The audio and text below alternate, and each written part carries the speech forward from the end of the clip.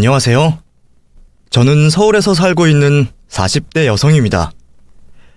예전에는 드라마나 영화를 더 좋아했던 것 같은데 요즘에는 실제로 벌어지고 있는 이런 이야기들이 더 눈에 들어오고 관심이 가네요. 세상에는 정말 다양한 사람이 많은 것만큼 황당하고 이상한 일들이 많이 벌어지는 것 같습니다. 이곳 사연들을 보며 내 주변 어딘가에서도 이와 비슷한 일이 벌어지고 있겠구나 했는데 그 일이 저에게 벌어질 줄은 몰랐네요.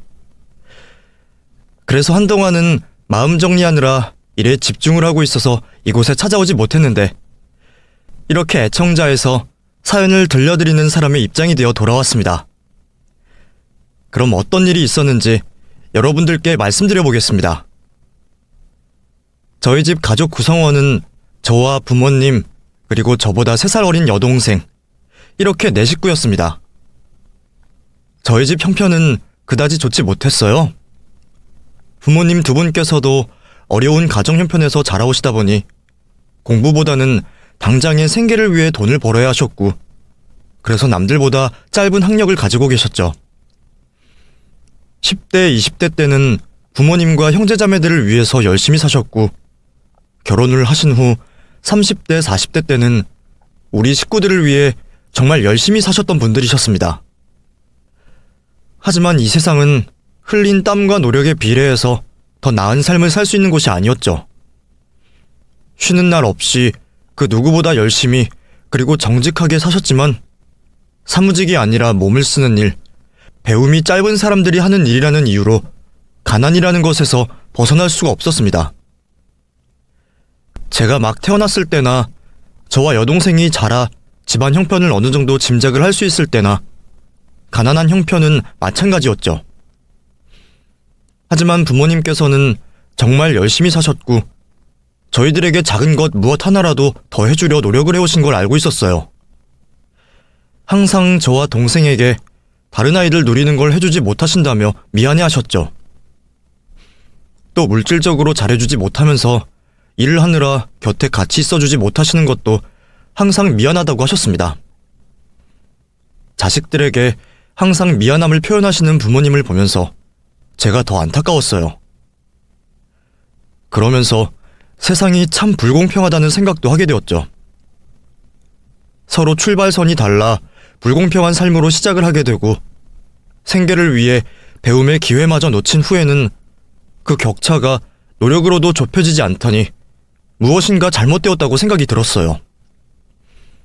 제가 이 잘못된 구조를 바꿀 순 없겠지만 부모님께서는 기회조차 없으시던 배움의 길이 있으니 이걸로 우리 가족의 형편을 나아지게 만들 수 있을 거라 믿었습니다. 그래서 제가 꼭 성공을 하여 힘들게 사시는 우리 부모님을 호강시켜드리겠다는 일념 하나로 열심히 공부를 하게 되었죠. 제가 한 노력의 보상인지 아니면 부모님께서 물려주신 좋은 머리 때문인지는 모르겠지만 다른 친구들처럼 비싼 사교육 하나 받지 않고도 명문대학으로 진학을 할 수 있었습니다. 물론 명문대 진학만으로 제가 생각하는 성공이 보장되는 건 아니었기 때문에 수험생 시절과 비슷한 노력을 대학에 가서도 해야 했습니다. 그리고 부모님의 부담을 덜어드리고 수험생이 된 동생을 도와주기 위해 과외 아르바이트까지 하면서 정말 바쁜 시간을 보내게 되었죠. 대학 성적 관리를 하면서 이력서에 한 자라도 더 추가하기 위해 도움이 되는 공부와 공모전들까지 참가를 했고 그렇게 바쁜 시간 중에도 과외를 하며 정말 열심히 살았죠.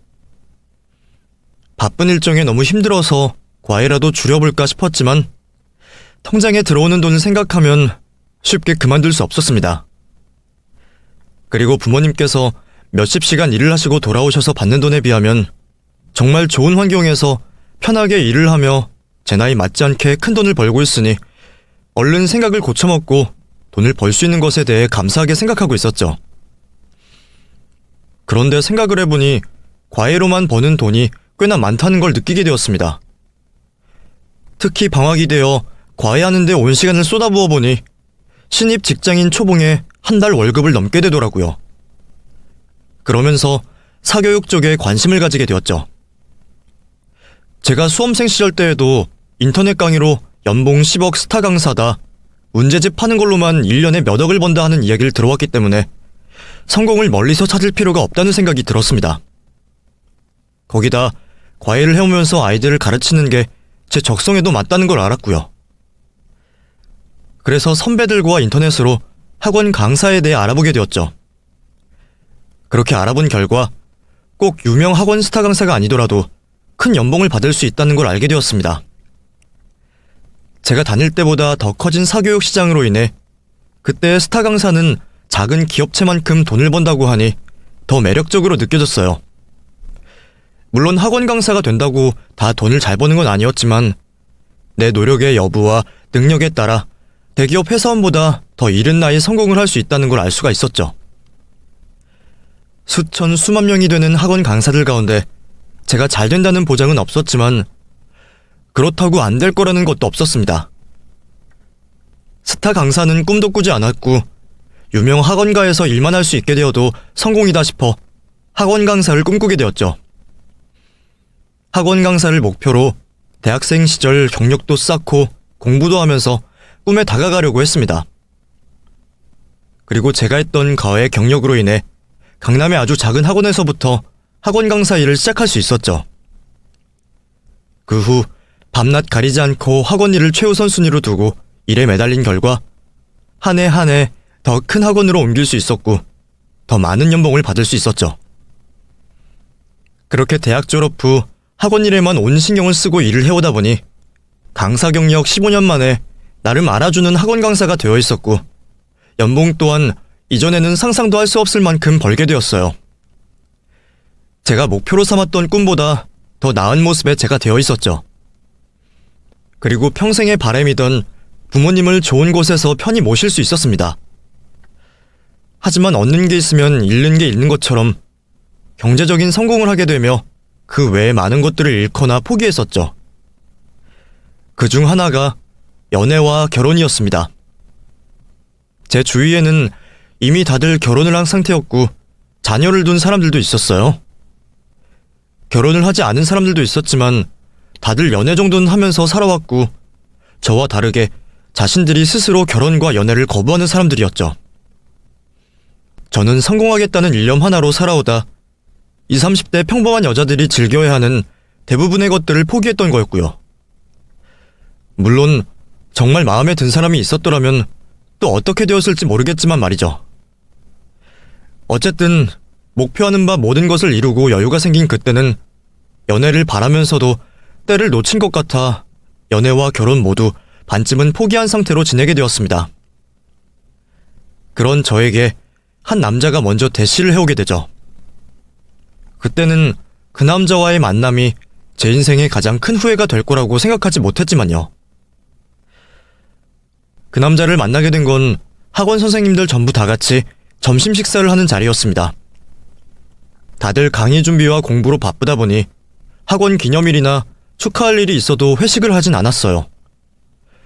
보통 업무 메일로 공지를 하거나 축하하는 게 대부분인데 그날은 신년이기도 하고 작년도 성적과 매출이 급성장을 하여 축하하는 자리를 다 같이 하는 점심 식사로 대신하기로 했죠. 그런데 그 자리에 남자도 같이 하게 되었습니다. 원장 선생님과 일 관련으로 상의를 하러 온 상황이었는데 온 김에 같이 식사를 하게 되었죠. 인터넷 강의 동영상 관련해 일해주시는 업체 대표라고 소개를 받았어요. 그런데 그 남자가 식사를 하는 중에 저를 계속 의식하는 겁니다. 그래서 아는 사람인가 싶었어요. 과거 대학생 시절 과외를 해주었던 학생이거나 학원 강사 초창기 만난 인연인가 싶었죠. 그런데 아무리 봐도 저는 기억이 나질 않는 겁니다. 딱히 남자 측에서도 저에게 아는 척을 하거나 물어오지 않으니 사람을 착각한 줄 알고 그냥 넘기려고 했죠. 이후 식사를 마치고 강의 준비를 하러 가는 길이었는데 남자가 저에게 뛰어오더니 대뜸 연락처를 달라고 하는 거예요. 저기요, 저 연락처 좀 받을 수 있을까요? 네? 왜요? 그리고 아까 식당에서도 계속 저를 보시던데 혹시 저희가 구면인가요? 아니요, 오늘 처음 만났습니다. 그런데 그쪽이 제 이상형이거든요. 남자친구 없으시면 저랑 몇 번 만나보시죠. 한눈에 봐도 나이차가 한참 나는 남자가 당돌하게 마음에 든다고 만나자고 하니 기분이 좋으면서도 어이가 없더라고요. 우선 강의 시간에 늦을 것 같아 연락처를 주고 떠났지만 그때까지도 그 사람이 남자로 느껴지진 않았어요. 내 나이를 알게 되면 알아서 물러설 것 같아 크게 신경 쓰지 않고 재미있는 에피소드로 넘기려 했죠. 그날 밤 늦은 강의를 마치고 집으로 돌아가려는데 남자에게서 연락이 와 있었습니다. 그래서 몇 마디 주고받으며 제 나이도 밝히게 되었죠. 그런데 남자는 여전히 당돌하게 나이가 무슨 상관이냐며 사람 대 사람으로 만나자고 하는 거예요. 어쨌든 나를 좋게 봐준 게 기분이 좋아 한번 만나서 밥이나 사주고 끝내려고 했죠. 그런데 남자는 식사 자리에서도 저에게 관심이 있다며 마음을 드러냈고 다시 한번 사람 대 사람으로서 자신을 평가해달라고 했습니다. 묘하게 남자의 말에 귀를 기울이게 되었고 잠깐의 만남이었지만 나이답지 않게 진지하고 믿음이 가는 사람이란 걸 알 수 있었죠.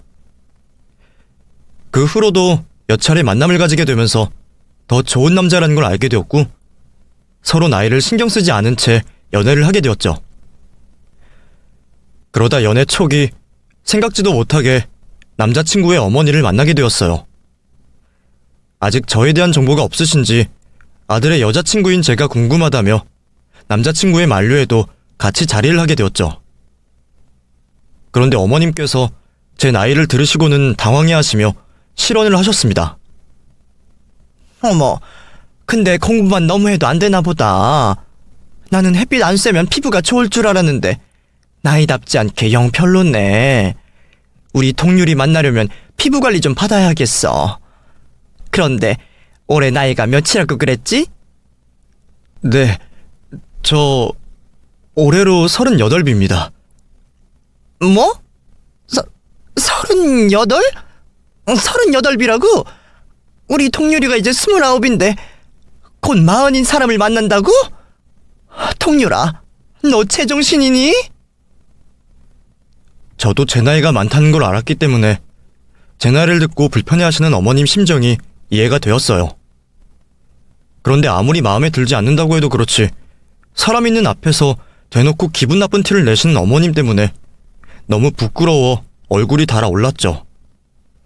그 후 함께 자리를 하는 동안 어머님께서는 머리에서 생각나시는 그대로 입 밖으로 말씀을 하시면서 저를 여러 번 곤혹스럽게 만들었어요. 그 일을 겪고 나서 남자친구의 어머님이 어떤 종류의 사람인지 알 수 있었죠. 지금 생각해보니 그때 앞날을 예측하고 더 심한 일을 겪기 전에 그만두었어야 했는데 그러지 못한 게 후회스럽네요. 그날 이후 어머님과 다시 또 만남을 가지게 될까 걱정을 했지만 다행히 함께하는 자리는 없었습니다. 이후 1년 반이라는 시간 동안 저는 남자친구와 만남을 가지게 되었죠. 어머님을 제외하면 남자친구는 정말 좋은 남자였어요. 저뿐만 아니라 다른 여자 어느 누구에게도 좋은 남자라고 생각될 만큼 여자친구인 저에게 잘해주었죠. 경제적인 능력은 부족하긴 했지만 남자친구가 제 나이를 신경 쓰지 않았던 것처럼 저 역시 남자친구의 경제적인 부분을 개의치 않아 했습니다. 사실 말만 대표지 업체 직원은 한 명이었고 늘어나는 경쟁 업체로 벌이가 좋진 않았거든요. 하지만 누구나 다 아쉬운 점이 있듯이 유일하게 있는 단점이었고 그 외에는 모든 게 제 이상형에 부합했습니다. 하지만 그런 남자와 연애를 하면서도 걱정을 할 수밖에 없었죠. 결혼을 한다고 해도 어머님의 반대가 예상되어 걱정이었고 결혼을 안 한다고 하면 헤어질 걸 알면서 이어지는 연애라고 생각이 들어 불안했습니다. 그런데 그때 남자친구가 프로포즈를 저에게 해왔어요. 프로포즈마저 제가 상상한 그대로의 모습이었기 때문에 감동을 받았지만 현실적인 이유가 생각이 나서 결국 거절을 하게 되었죠. 그렇게 남자친구와는 헤어지게 될 줄 알았는데 남자친구는 끝까지 저를 붙잡고 이유를 물어왔습니다. 처음에는 애매하게 대답하던 저도 결국에는 솔직한 이유를 말하게 되었죠. 그러자 남자친구는 또다시 몇 날 며칠 동안 저를 설득시켰어요. 다른 것 신경 쓰지 말자고 말하며 자신이 어머님의 반대를 설득시켜보겠다면서 말이죠. 저 또한 남자친구를 놓치고 싶지 않았기 때문에 다시 한번 해오는 남자친구의 프로포즈를 받게 되었습니다. 저희 부모님께서는 평생 집안을 위해 고생을 해온 제가 시집을 가게 되었다면서 좋아하셨습니다. 그래서 인사를 하러 온 남자친구도 다른 걸 묻지 않고 이것저것 챙겨주시며 잘해주셨죠. 그 다음이 문제였어요. 첫 만남에서도 제 나이를 가지고 말이 많으시던 예비 시어머니께서 어떤 반응을 보이실지 걱정이 되었죠. 결혼을 위해서는 꼭 넘어야 하는 일이니 마음의 준비를 단단히 하고 찾아가게 되었습니다. 그리고 역시나 찬바람 쌩쌩 부는 예비 시어머니를 보게 되었죠. 제가 집으로 들어와도 소파에 앉아 보던 TV에서 눈을 돌리시지 않고 계시던 어머님께서는 따로 저를 맞을 준비를 하지 않으셨습니다. 아무리 나이 많은 제가 마음에 들지 않는다고 해도 자식 이기는 부모 없다고 아들이 데려온 사람을 위해 간단한 식사와 차는 준비해 주실 줄 알았는데 횡한 집을 보니 민망하더라고요. 그러자 남자친구가 민망한 상황을 만회해 보려고 직접 식사상을 차리겠다고 했죠. 그러자 시모가 자리에서 일어나면서 궁시렁거리기 시작했습니다. 어머니께서 날짜를 착각하셨나 보다. 내가 간단하게 우리 3명이 먹을 밥 차릴게. 잠깐만 여기서 기다려. 통률이 네가 밥상을 차리긴 왜 차려? 애초에 집에 데리고 오지 않았으면 이럴 필요도 없었는데. 내가 밥 차릴 테니 너는 앉아있어. 저는 그 자리에서 어른 채로 시모의 큰 목소리에 기가 죽어 있었죠. 그렇게 억지로 차린 밥상은 딱히 손님이 와서 차린 음식상으로는 볼 수 없었습니다. 있던 반찬 내오고 먹던 찌개 다시 끓여온 것밖에 없었죠. 먹으면 체할 것 같아 남자친구에게 밥을 적당히 덜어달라고 하고 넘어가지 않는 밥을 억지로 먹었어요. 그러니 그것 가지고 또 어머니께서 뭐라고 하셨죠. 쟤는 나이도 많아서 연비도 떨어질 애가 무슨 밥을 저렇게 적게 먹는다니. 저럴 거면 먹지를 말지. 왜 남의 반찬에 침을 묻혀? 그쯤 되니 남자친구도 더는 안 되겠다고 생각했는지 저를 비호하고 나섰습니다. 어머니, 정말 너무하세요. 인사드린다고 찾아온 사람에게 최소한의 손님 대접은 하셔야죠. 그리고 왜 굳이 안 해도 될 말씀하세요? 제가 말씀드렸는데 왜 이렇게 나오세요? 저 꼭 이 사람과 결혼할 거라고요. 그러니까 이렇게 유치한 행동 좀 하지 마세요. 뭐? 유치해? 너 벌써부터 저 여자 편드는 거냐? 지금부터 이러면 나중엔 얼마나 더 하려고 이러는 거야? 남자친구가 너무 흥분한 것 같아 더 흥분을 하기 전에 어머님께 죄송하다는 말씀을 드리고 남자친구를 같이 데리고 나왔습니다. 그리고 다시 들어가봤자 긍정적인 이야기는 들을 수 없을 것 같아 인사를 드리고 나오게 되었죠. 그날 이후 본격적으로 결혼을 반대하는 시모에 괴롭힘을 당하게 되었어요. 내가 이렇게 해서 결혼을 해야 하나 싶을 정도로 저에게 자신의 아들 곁에서 떨어지라고 갖은 협박을 해오는 시모에게 시달림을 당하게 되었죠. 전화 문자 테러는 기본이었고 점심시간 학원 앞에서 저를 잡아다가 점심시간 내내 남자친구와 떨어지라며 요구를 하셨어요. 그렇게 시달림을 받다 보니 시모 때문에 없던 위장병도 생기고 원형 탈모도 왔습니다. 겉으로 보이는 상처가 그 정도였는데 마음의 상처는 얼마나 더 쓰리고 아프겠어요. 그런데 저도 평생 도끼 하나로 그 자리까지 올라와서 그런지 시모가 그런 행동을 할수록 기필코 결혼 승낙을 받겠다는 생각이 들었습니다. 그리고 시모에게 받은 상처를 남자친구가 대신 감싸줬기 때문에 시모의 시달림에 굴하지 않고 결혼의 뜻을 굽히지 않았죠. 무조건 버티고 있으면 부딪히기만 할 것 같아 시모의 마음을 누그러뜨리는 방법을 사용하기로 했습니다. 그래서 지극정성을 다해보기로 했죠. 애들 강의 준비하느라 정신없는 와중에 시모가 좋아하는 음식들 리스트를 받아 직접 요리를 해서 아침마다 가져다 놓기도 해봤습니다. 그랬더니 효과가 있는 건지 시모가 학원으로 찾아오지 않았고 전화와 문자를 해오는 횟수가 눈에 띄게 줄었어요. 이렇게 달래는 방법이 시모의 결혼 반대에 적절한 방법이라는 걸 알게 되었고 좀 더 힘을 내보기로 했습니다. 그래서 시모의 취향에 맞는 선물들을 준비해서 남자친구가 집에 없는 사이 찾아가게 되었죠. 제가 가져온 선물을 보시며 환하게 웃음을 짓던 시모는 이내 제가 앞에 있다는 걸 깨닫고 표정 관리를 했어요. 그리고 또다시 결혼은 안 된다며 결혼 반대의 의사를 나타냈습니다.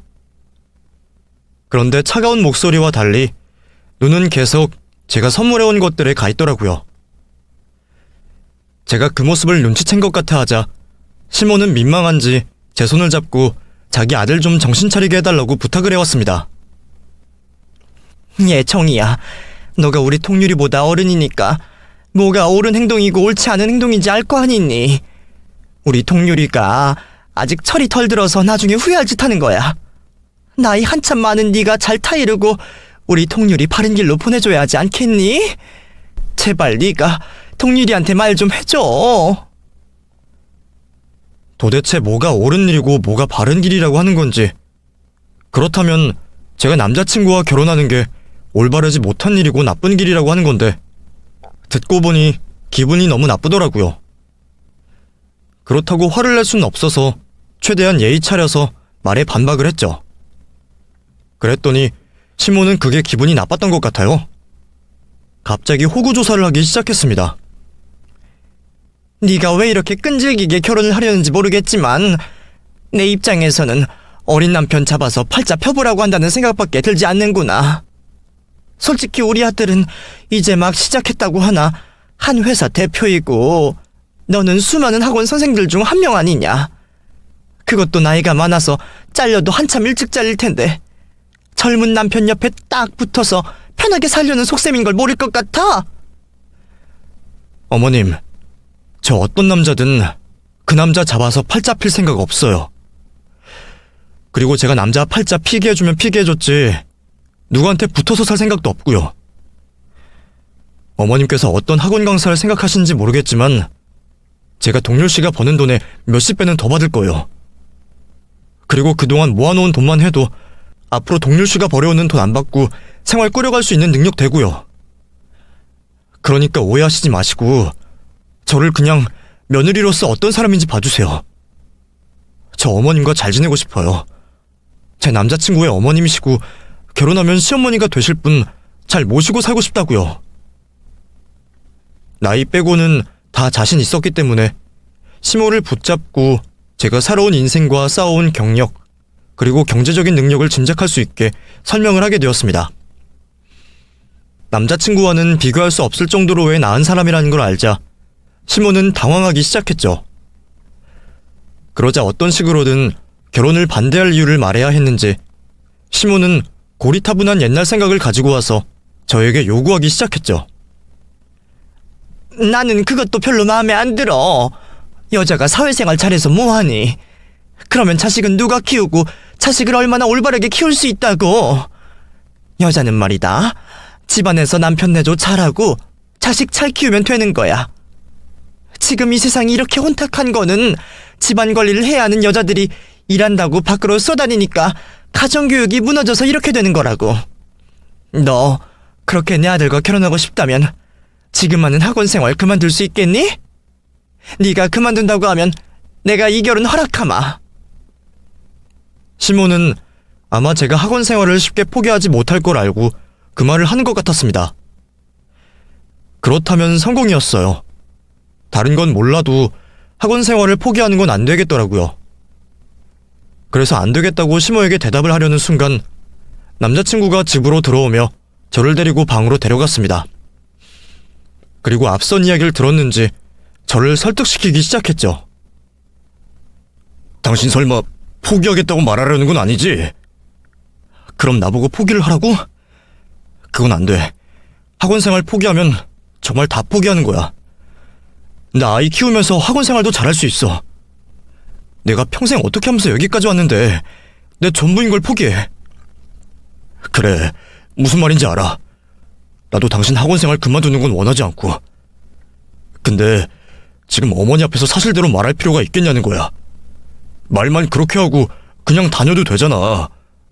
우선 그만뒀다고 거짓말하고 학원에서 또 학부모들이 하도 다시 나와달라고 해서 한다고 하면 뭐라고 하시겠어. 이미 결혼까지 앞마당에. 나도 당연히 바람잡을 거고. 그냥 지금 어머니 말씀 따르는 척만 하자. 방금 당신도 들었잖아. 어머니께서 결혼 허락하겠다고 한 거. 남자친구의 그 말대로 하기로 했어요. 손가락으로 약속까지 걸며 결혼 후 시모의 횡포를 막아주겠다고 하니 결혼을 위해 거짓말을 하기로 했죠. 그렇게 시모에게 고심을 하는 척하며 학원 강사직을 내려놓겠다고 말했습니다. 그러자 제가 설마 자신의 말을 들을 줄 몰랐던 시모는 크게 놀랐죠. 어찌되었든 자기가 한 말이 있으니 결혼을 반대한다는 말은 못했어요. 대신에 다른 방법으로 저와 남자친구의 결혼을 무산시키려 노력을 했죠. 이전까지는 궁금해하지 않던 제 건강을 염려하며 같이 건강검진을 받으러 가자고 하더라고요. 내가 결혼을 허락하고 나니 그제서야 몇 가지 생각나는 게 있다더라. 너 나이가 있는데 갑자기 세상 뜨면 우리 동률이는 뭐가 되니? 나랑 같이 건강검진 받고 결과 좀 확인해보자. 결혼하고 나서 애 못 가지는 것도 이혼 사유가 돼요. 그러니까 애 가질 수 있나 확인도 해보고 뭐든 확실히 확인하고 가는 게 맞지. 건강검진이야 학원에서 매년 하기도 하고 사비로 추가적인 검사를 받고 있었으니 당연히 문제가 되지 않았어요. 그러자 시모는 또 다른 수를 생각해냈죠. 솔직히 네 나이가 되는 동안 결혼 한 번 안 했다는 게 이해가 되지 않는구나. 그 전에 한 번 갔다 오고 아닌 척 뻔뻔하게 나와 동률이를 속이고 있을 수도 있지 않니? 네 말대로 그렇게 잘난 너인데 왜 남자가 없었겠어? 혼인관계 증명서 떼면 네가 한 번 갔다 왔는지 두 번을 갔다 왔는지 알 수 있다고 하니 점심시간 이용해서 나랑 같이 떼서 확인해보자. 여자로서 상처가 되는 말을 하는 예비 시모에게 화가 났지만 그래도 참고 버텼습니다. 정말 참기 어려운 상황이 여러 번 반복되었지만 그때마다 마음속으로 남자친구와 결혼하고 나서 두고 보자며 참고 또 참았죠. 그렇게 하루에도 몇 번씩 마음다짐을 새로이 하던 중에 드디어 시모가 결혼을 허락한다는 전화 연락을 해왔습니다. 마음고생을 하면서 시모가 하라는 대로 하다 보니 고생 끝에 결실을 보게 되었던 거죠. 거기다 시모는 저에게 완전히 마음의 문을 열은 건지 선물까지 준비를 했다 말했습니다. 저에게 시간 편할 때 아무 때나 연락을 주고 집에 와달라고 했지만 혹시 지체를 했다가 시모가 또 변심을 할까 싶어서 그날 당장 찾아가기로 했어요. 그렇게 퇴근을 하고 남자친구와 함께 설레는 마음으로 시모가 있는 집으로 가게 되었죠.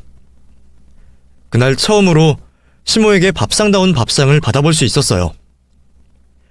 식사를 다 마치고 난 후 정리를 하고 남자친구와 계획해둔 결혼 준비를 시모에게 설명하려고 했는데 뭐가 그리 급한지 시모가 준비한 선물을 지금 주겠다고 했습니다. 저에게 태도가 바뀐 시모가 준비했다는 선물에 내심 기대를 할 수밖에 없었고 저에게 건네주는 선물을 받았죠. 뭐하니? 풀어보지 않고. 여기서 풀어봐도 될까요? 그럼 내가 있는 앞에서 풀어봐야 하는 선물인데. 그때까지만 해도 얼마나 소중한 선물이길래 당신 앞에서 풀어보라는 건지 싶었죠. 잔뜩 기대를 한 상태로 선물 상자를 열어봤는데 그곳에는 봉투 한 장, 칼 한 자루, 그리고 부동산 계약서가 있었어요. 사실 선물이라고 하기에는 모두 생소한 물건들이었죠. 칼은 신혼 선물로 주신다고 해도 봉투와 부동산 계약서는 좀처럼 무슨 선물인지 알 수가 없었어요. 그래서 시모를 쳐다보며 이게 무슨 의미로 한 선물인지 물어보게 되었죠. 어머님, 지금 저한테 주신 선물이요. 제가 이해가 안 가서 그런데 이게 다 뭐예요? 다 선물이지. 너는 학원 선생이라는 사람이 이렇게 이해력이 딸려서 어떡하니? 내가 일일이 다 설명을 해줘야겠어? 민망하게. 죄송해요. 아무리 생각해도 이게 다 뭔가 싶었어요.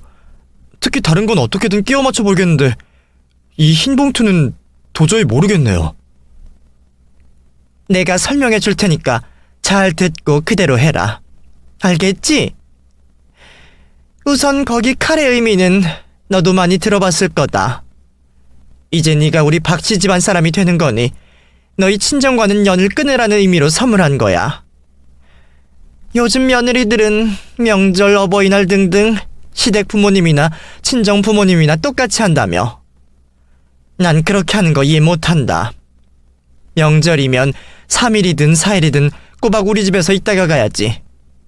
친정이야 그 다음 주말에 짬을 내서 가면 되는 거고. 그리고 어버이날도 마찬가지다. 뭐든지 시댁일이 먼저고 시부모님이 먼저인 거야. 너야 시아버지가 안 계시니 나만 챙기면 되는 거고. 우리 집은 제사도 꼬박꼬박 챙기니 미리 달력에 적어놓고. 저뿐만 아니라 남자친구까지 있는 앞에서 당당하게 출가 외인으로서 시댁 일만 챙기라고 하는 시모가 어이가 없었지만 그 정도의 모습은 예상하지 못했던 것도 아니었습니다. 어떤 식으로든 시집살이를 시키려고 한다는 건 알고 있었어요. 다만 이렇게 뻔뻔하게 대놓고 욕을 할 줄은 몰랐었죠. 그래서 그건 문제가 되지 않았어요.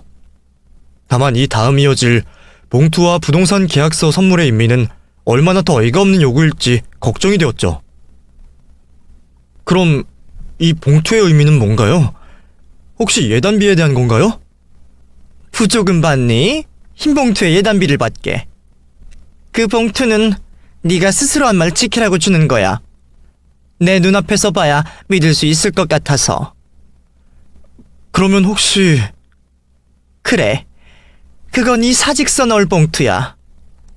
오늘 당장 사직서 쓴다고 해도 너 대신할 사람 구하려면 시간이 걸릴 텐데 하루라도 빨리 쓰는 게 낫지.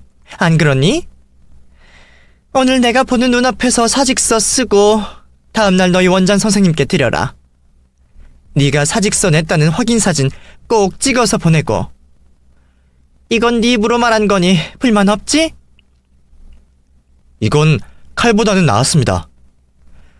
어차피 이 일은 남자친구도 시모를 설득시켜주겠다며 저를 도와준다고 했던 말이 있었으니까요. 사직서야 쓴 척을 하면 되는 거고 다음날이면 제가 원장 선생님께 사직서를 냈는지 안 냈는지 시모가 알 방법이 없었으니까요. 드디어 마지막으로 부동산 계약서만 남아있었습니다. 이 정도 분위기라면 대충 예상되던 게 있었어요. 신혼집 구할 때 시모 근처로 이사를 오라고 한다거나 제가 부담을 더하는 정도의 요구라고 생각했죠. 그 정도 역시 제가 감당할 수 있는 영역의 요구였습니다. 그래서 마음을 좀 놓고 있었죠. 그런데 시모 입에서 놀랄만한 이야기가 튀어나오기 시작했어요. 그건 네가 나한테 해줄 부동산 계약서다. 네? 제가 어머님께 할 부동산 계약서라고요? 그래. 쉽게 말해서 예단이라고 생각하면 될 거야. 내가 곱게 키운 아들 네가 억지로 데려간다는데 그 정도 해와야 되지 않겠니? 솔직히 네 나이에 어린 남편 얻게 된 거면 내가 요구하는 집 한 트럭은 가져와야 하는 거지. 안 그래? 이 정도면 나도 많이 양보하고 배려해 준 거야. 어느 시어머니가 늙은 며느리를 보고 싶겠니? 네가 밖에서는 얼마나 잘 나가는지 몰라도 결국에는 그 잘난 모습 다 먹어치우는 큰 결점이 있으니까 지금까지 결혼을 못한 거 아니겠니? 그런 네가 어리고 얼굴도 잘생긴 우리 아들 데려가는데 그에 걸맞는 값은 치르고 데려가야지. 그리고 내가 원하는 집도 엄청 으리으리한 집도 아니고 내가 들어보니까 강남에 공원 있고 천도 있고 거기다 시민운동장 있는 동네가 있더라. 거기 운동장을 내 나이 또래들이 많이 이용한다고 하니 그쪽에서 지내면 친구 사귀기도 편할 것 같고 여러모로 살기 좋을 것 같아. 신축도 많이 들어와서 괜찮은 집 많다고 하니까 재테크 이런 거 신경 쓰지 말고 한 30평대 높은 층으로 해서 하나 구해와라. 너가 학원 때문에 바쁘다면 내가 직접 돌아봐도 되니까. 그거 가지고 너무 신경 쓰지 않아도 되고. 그 어이없는 말을 듣게 되니 기가 차지도 않더라고요. 시모하는 말에 전부 예스로 받아주니까 저를 완전 자기 밥으로 생각하는 것 같았습니다. 아무리 제가 돈을 잘 벌고 모아둔 돈이 많다고 해도 강남 그 노른자 땅에 30평대 아파트를 예단으로 해오라고 하는 건 말이 되지 않는다고 생각했어요. 시모 표정을 보아하니 농담은 아닌 것 같았습니다. 그래서 제가 아파트를 예단으로 해오면 시댁에서는 저희 집에 무엇을 해줄 거냐며 물어보게 되었죠. 원하시는 아파트 제가 해오면 어머님께서는 저희 집에 뭘 해주실 거예요? 제가 해오는 아파트값만큼은 안 되더라도 그 반 정도는 되어야 할 것 같은데요. 뭐? 너 지금 제정신으로 말하는 거니? 이 결혼 누가 매달려서 하는 건데? 내가 반대한다고 했을 때 물러났으면 나도 이렇게 요구하지 않았다. 근데 네가 하고 싶다며? 그러면 참말 말고 내가 해오라는 대로 할 것이지. 무슨 참말이 이렇게 많아? 내가 아까도 말했지. 너 지금 나가봐라. 우리 통유리 같은 아이 네가 만날 수 있을 것 같아? 여자가 네 나이면 배 나오고 머리 까진 남자 만나야 할 때야. 네가 아무리 잘났다고 해도 그게 네 분수에 만든 상대라고. 이런 어처구니 없는 결혼을 승낙해주면 기면서 감사하다고 말을 해야지. 어디서 예물을 해오라 말아야. 시모는 이번에도 제 나이를 걸고 넘어졌습니다. 저도 더는 참지를 못하겠더라고요. 그래서 시모가 말을 하는 동안 기분 나쁜 티를 팍팍 냈죠. 기가 막혀 열불이 터진다는 걸 보여주려 손으로 부채질도 하고 한숨도 턱턱 내쉬었습니다. 그러자 제 행동을 보고 기분이 나빴던 시모가 무슨 짓이냐며 화를 내기 시작했죠. 너 지금 시어머니 앞에서 기분 나쁜 티를 다 내는 거니? 내가 네 친구야? 어디서 싸가지 없는 행동을 해? 그러면 이런 말 듣고 기분 좋을 사람이 있어요? 아무리 아들이 소중하다고 하지만 저도 저희 부모님께는 소중한 딸이에요. 그럼 뭐든 적당히 하셔야죠. 이건 좀 아니잖아요. 제발 뭘 말씀하실 때 생각이라는 걸 하시고 말씀하세요. 듣는 사람 감정도 신경 쓰시라고요. 저도 이번에는 물러설 수가 없었습니다. 이번에도 제가 어쩔 수 없다며 시모 뜻대로 한다면 앞으로의 결혼 생활이 내내 계속 이런 식으로 흘러가게 될 테니까요. 그래서 시모가 하는 말 모두를 받아치려고 준비를 하고 있었죠. 그런데 갑자기 제 몸이 끌어당겨졌습니다. 옆에서 듣고 있던 남자친구가 제 팔을 잡고 자신의 방으로 끌고 간 거죠. 너무 갑자기 벌어진 일이고 남자친구가 제 팔을 아프게 잡아 놀랄 수밖에 없었어요. 아, 팔 좀 놓고 해. 갑자기 왜 이래? 지금 뭐 하는 거야? 우리 결혼 안 할 거야? 그냥 알겠다고 하면 될 걸 왜 서서 문제를 일으키려고 해? 그러면 저 소리를 듣고도 내가 가만히 있어야 하는 거니? 너희 어머니께서 해오라고 하면 난 거부도 못하고 무조건 해와야 해? 당신도 지금 바로 옆에서 들었잖아. 아니, 지금까지 어머님께서 나한테 어떤 말들 하신지 알고 있잖아. 그런데도 그런 말이 나와? 남자친구가 갑자기 왜 이러나 싶었습니다. 지금까지 저에게 잘하던 남자친구가 아주 잠깐 시모에게 말대꾸를 하고 반항을 했다는 이유만으로 제 탓을 하려고 했어요. 실망스러운 태도를 보이는 남자친구에게 서운함을 토로하고 있었는데 제 이야기를 듣고 있던 남자친구가 화를 내기 시작했습니다. 그렇다고 그 잠깐을 못 참아. 이제 다 왔잖아. 허락만 받으면 되는 걸 가지고 왜 그깟 자존심을 세우고 그래? 결혼만 하면 지금 무슨 말을 듣든 무슨 약속을 하든 상관없는 상황인데 왜 괜히 어머니 성질을 건드려서 다시 처음부터 시작하게 만들어? 나이도 많은 사람이 어른 비위도 못 맞추고 이게 뭐야? 솔직히 지금까지 잘 참아오길래 앞으로 결혼 생활 하면서도 어머니랑 부딪힐 일 없을 거라고 생각했어. 근데 나 아까 당신이 어머니한테 하는 모습 보면서 당신한테 좀 실망했어. 당신 기분 아는데 우선은 결혼 허락이 중요하니까 밖에 나가면 어머니한테 무조건 잘못했다고 해. 기분 나빠서 더 심한 말 하더라도 다 알겠다고 하라고. 남자친구에게 그 말을 들으니까 그제서야 정신이 번쩍 차려졌습니다. 아니죠. 이 남자의 밑바닥에 있는 본심을 알겠더라고요. 지금까지 제가 예비시모에게 받아온 모진 말들과 수모를 누구보다 잘 알면서 위로는 못해줄 망정 짜증을 내고 시모 편을 들고 있다니 남자친구 한 명만 바라보고 여기까지 참고 있던 건데 더 이상은 못해먹겠더라고요. 저에 비하면 빈손으로 장가 오는 거나 다름이 없는 넌 주제에 그따위 말을 하는 걸 참을 수 없었습니다. 시모에게 수모를 당하면서도 겨우겨우 참고 있던 마음속 화가 남자친구의 말에 터지게 되었죠. 그래서 제 탓을 하는 남자친구의 얼굴을 머리로 그냥 박아버렸어요.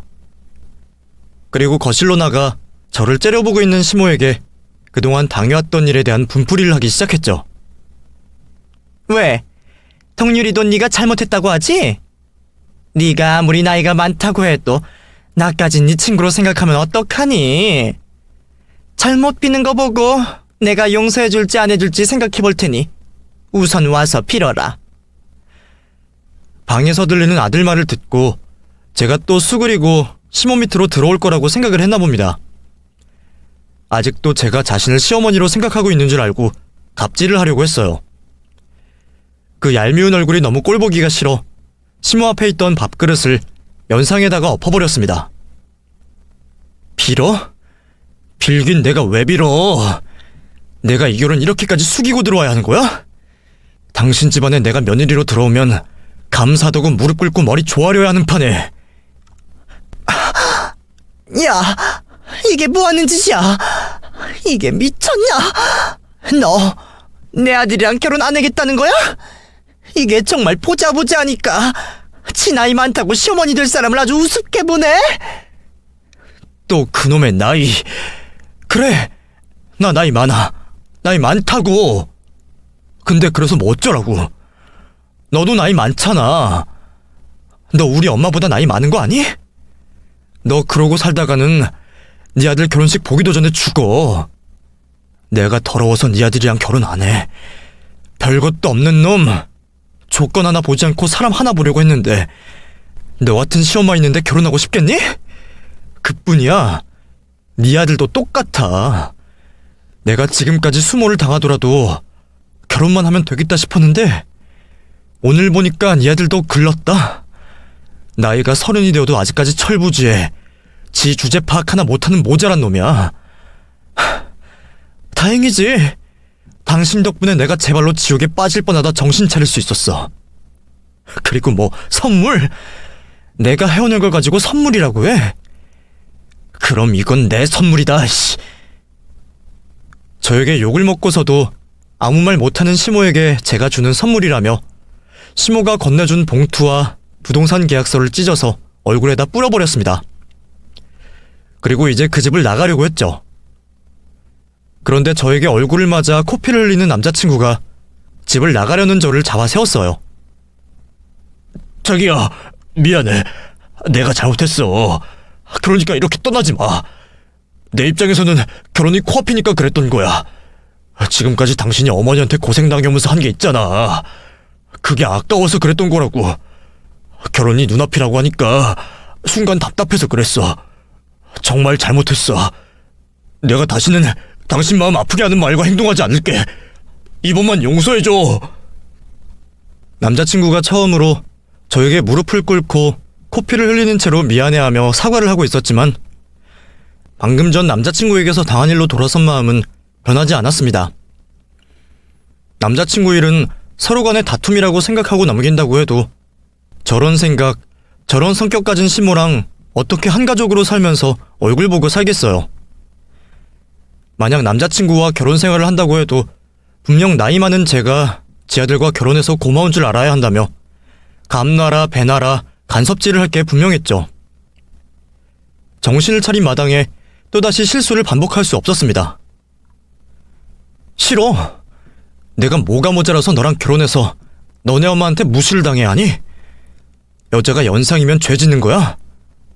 그러면 나보다 경제적으로 한참 모자란 너는 무슨 죄를 지은 건데? 우리 집에 들어와서 무슨 무시를 당해야 하는 건데? 너가 잘한다고 해도 네 엄마 때문에 우리 결혼 생활 얼마 못해. 너도 네 엄마가 좋아하는 여자 만나서 행복하게 살아라. 그렇게 남자친구에게 이별을 통보하고 또다시 집을 떠나려는 순간 이번에는 지 아들 코피가 났다며 시모가 호들갑을 떨었어요. 뭐야, 동률이 너 왜 코에서 코피를 흘려? 이건 인연이 이렇게 한 거야? 야, 네가 뭔데 우리 귀한 아들 코에서 피가 나게 해? 인연이 정말 미쳤나? 동률이 너도 정신 차려. 늙어 빠져서 곧 할머니가 되려는 뭐가 좋다고 붙잡아. 천연보다 잘나면서 어린 여자 널리고 널렸다. 나이 많다고 유세 떨면서 친남편 패는 여자가 뭐가 좋다고 난리야. 너 천연이랑 살면 맨날 이 모양 이 꼴일 거야. 그러니까 그만해. 그냥 돌아서려고 하는데 시모하는 말이 거슬려서 도저히 그냥은 못 가겠더라고요. 분명 방금 전 주제를 알아차리게 말을 해줬는데 그새 까먹은 것 같아 다시 퍼부어졌죠. 꿈도 야무지시네. 도대체 뭘 믿고 네 아들이 그런 여자 만날 수 있을 거라고 생각하는 거야? 코딱지만한 사업체, 직원도 겨우 한 명이고 경쟁업체는 수두룩해서 언제 망할지도 모르는데. 그리고 당신 같은 시어머니가 있는데 누가 시집을 와? 성격이 지랄맞은데. 누가 들어와도 지 아들 귀하다고 여자 트집 잡아서 깎아내리고 뭐라도 하나 더 빼먹으려 할 거 아니야? 집에서 남 괴롭힐 생각할 시간 있으면 밖에 나가서 당신 아들 급이 얼마나 되는지 보고 나서 말해. 그리고 내 급은 어느 정도인지 당신 눈으로 확인해보고. 능력도 없으면서 욕심만 많아가지고 지 아들 결혼하는 걸로 한몫 단단히 챙기려고 해? 당신 그 나이 먹고 인생 그렇게 살지 마. 안 그래도 심술보 덕지덕지 붙어서 꼴 보기 싫은 얼굴 더 꼴 보기 싫게 만들지 말라고.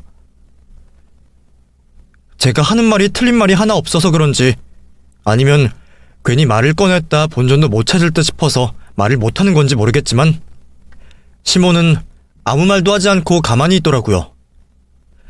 이젠 정말 이 사람들과 같이 있는 게 지긋지긋하고 진이 빠져서 더는 못 있겠다 싶어 그 집을 떠나게 되었죠. 그렇게 악몽 같았던 시모와의 시간이 끝이 나게 되었어요.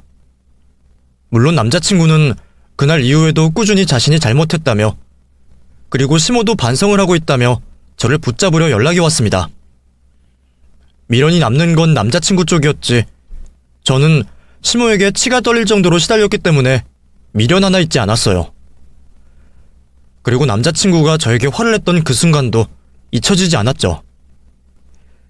그래서 계속 오는 연락을 차단하고 무시를 했습니다.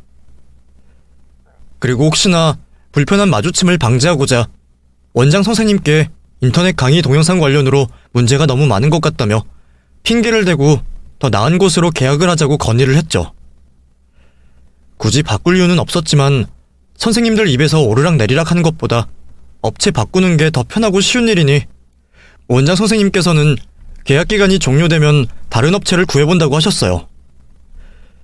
그렇게 남자친구와도 만약에 했을 만남을 방지하고 흔적을 완전히 지우게 되었고 지금까지 단 한 번도 마주치지 않고 있어요. 그 사람들 소식 궁금하지도 않아서 굳이 수소문하지는 않았습니다. 지금 저는 여전히 혼자 살고 있지만 연애는 하고 있어요. 이번에는 저와 비슷한 연령에 수준도 비슷한 남자를 만나고 있고요. 앞으로 이 남자와 어떻게 될진 모르겠지만 앞서 겪었던 일로 인해서 시댁의 상황이 어떻고 또 시부모님 되시는 분이 어떤 분이든 말도 안 되는 억지에 제가 먼저 숙이고 들어가는 일은 없을 것 같아요. 애초에 결혼이라는 게 누가 누구에게 숙이고 밑지고 들어가는 일이 아니잖아요. 사랑하는 사람들끼리 결혼을 하는 거지. 저에게 늦었던 첫 연애는 실패했지만 이 일을 계기로 삼으려고 합니다.